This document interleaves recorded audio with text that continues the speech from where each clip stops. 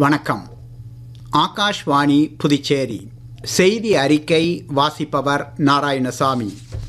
ஈரானில் உச்சநிலை தலைவர் ஆயத்துல்லா அலி கமேனி கொல்லப்பட்டதைத் தொடர்ந்து போர்க்கால தலைவராக உருவெடுத்த அலி லாரியானியும் இன்று கொல்லப்பட்டதாக இஸ்ரேலிய பாதுகாப்பு படையினர் தெரிவித்துள்ளனர்.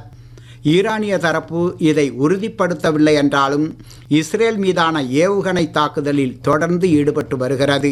எண்ணெய் கப்பல்கள் போக்குவரத்துக்கு கடுமையாக பாதிக்கப்பட்டுள்ளதால் ஹோர்முஸ் நீரிணை பகுதியில் பாதுகாப்பை உறுதிப்படுத்த சர்வதேச கூட்டணி தேவை என்று அமெரிக்க அதிபர் திரு டொனால்ட் ட்ரம்ப் அழைப்பு விடுத்துள்ளார். இதற்கிடையே வளைகுடா பிராந்தியத்தில் அனைத்து இந்திய கப்பல்கள் மற்றும் கடலோடிகளும் பாதுகாப்பாகவே உள்ளதாக மத்திய கப்பல் துறை சிறப்பு செயலர் திரு ஆர்.கே. சின்ஹா தெரிவித்துள்ளார். மேற்காசிய நிலவரங்கள் குறித்து சம்பந்தப்பட்ட பல்வேறு மத்திய அமைச்சகங்கள் இணைந்து இன்று புதுடில்லியில் நடத்திய செய்தியாளர் கூட்டத்தில் பேசுகையில் அவர் இதை தெரிவித்தார். வர்த்தக ரீதியில் எல்பிஜி பயன்படுத்துவோர் குழாய் மூலமான எரிசக்திக்கு மாறவும் எரிசக்தி விநியோகத்திற்கான குழாய்ப்பாதை அமைக்கும் பணிகளுக்கு மாநில அரசுகள் 24 மணி நேரத்தில் அனுமதி அளிக்கவும் அறிவுறுத்தப்பட்டுள்ளதாக பெட்ரோலியத்துறை இணை செயலர் திருமதி சுஜாதா தெரிவித்தார். இதற்கிடையே கத்தாரிலிருந்து குஜராத் வந்து சேர்ந்துள்ள நந்தாதேவி எல்பிஜி டேங்கர் கப்பலிலிருந்து எரிவாயுவை சிறு கப்பல்களுக்கு மாற்றி நாட்டின் இதர இடங்களுக்கு அனுப்பும் பணிகள் தற்போது நடைபெற்று வருகின்றன.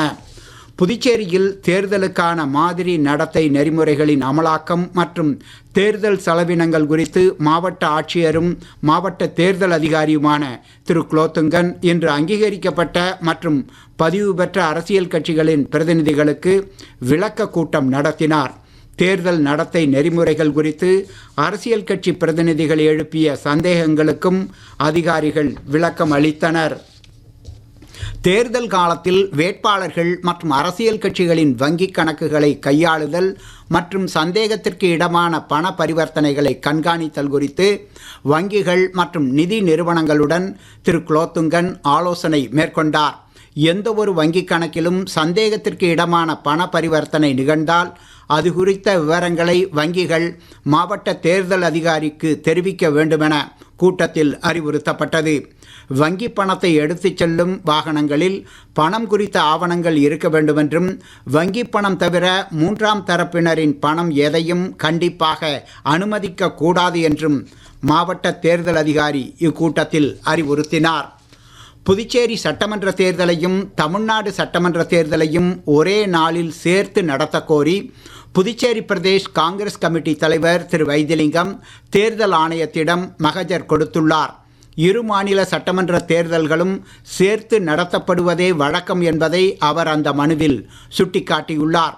வெவ்வேறு நாட்களில் தேர்தல் நடத்துவதால் பிரசாரம் என்ற பெயரில் வெளியாட்கள் உட்புகுந்து கள்ள ஓட்டு, வாக்குப்பதிவிற்கு தடங்கள் மற்றும் சட்டம் ஒழுங்கு பிரச்சனைகள் ஏற்படவும் வாய்ப்பு இருப்பதாக அவர் கூறியுள்ளார். இது அல்லாது தமிழகத்தில் பணிபுரியும் புதுச்சேரி வாக்காளர்களுக்கு தேர்தல் நாளில் சம்பளத்துடன் கூடிய விடுப்பு கிடைக்காமல் போகலாம் என்றும் அவர் தெரிவித்துள்ளார். நடப்பு புதுச்சேரி சட்டமன்றத்தின் பதவிக்காலம் வரும் ஜூன் மாதம் இறுதியில்தான் முடிவடைவதால் 5 மாநில சட்டமன்ற தேர்தலின் முதல் கட்டத்திலேயே புதுச்சேரியில் தேர்தல் நடத்த வேண்டியதன் அவசியம் என்ன என்றும் திரு வைத்திலிங்கம் வினவியுள்ளார்.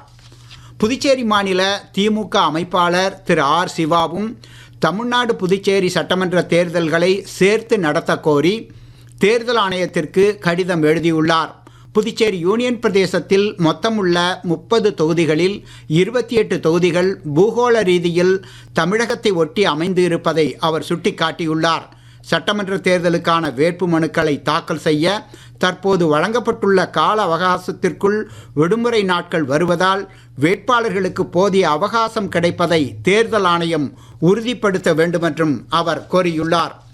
டெல்லியில் வரும் 30ஆம் தேதி வரை நடைபெறவுள்ள பாரத் பழங்குடியினர் விழாவை மத்திய பழங்குடியினர் விவகாரங்கள் துறை அமைச்சர் திரு ஜூவல் ஓரம் நாளை தொடக்கி வைக்கிறார். பழங்குடி கூட்டுறவு விற்பனை வளர்ச்சி கூட்டமைப்பு சார்பில் ஏற்பாடு செய்யப்பட்டுள்ள இவ்விழாவில் 78 வனவள வளர்ச்சி மையங்கள் சார்பில் 200 அரங்குகள் இடம்பெற உள்ளன. 300க்கும் மேற்பட்ட பழங்குடி கலைஞர்களும் தங்களது படைப்புகளை காட்சிப்படுத்த உள்ளனர். டெல்லியில் நீடித்த வர்த்தக எதிர்காலம் குறித்து 10வது உச்சி மாநாட்டை மத்திய அறிவியல் தொழில்நுட்பத்துறை அமைச்சர் டாக்டர் ஜிதேந்திர சிங் இன்று தொடக்கி வைத்தார்.